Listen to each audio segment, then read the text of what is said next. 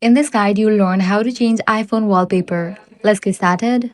First, launch your Settings app, then navigate to the option Wallpaper. Now, here you're going to find the option of Add New Wallpaper. Click on that. From here, you can choose from Apple's built in wallpapers or pick one from your photos. Once you select your wallpaper, you can customize it by adjusting the style, zoom, and even changing the clock font on your lock screen. When you are done, tap on the option Add. Then choose Set as Wallpaper Pair if you want it applied to both your lock screen and home screen. With this, your new wallpaper will be updated. Next up, there is another method that you can use to change wallpaper on your device. For that, navigate to the lock screen. Press and hold anywhere on the screen. Now click on this plus option given at the bottom right. Now you'll be directed to this page. From here, you can select the wallpaper of your choice.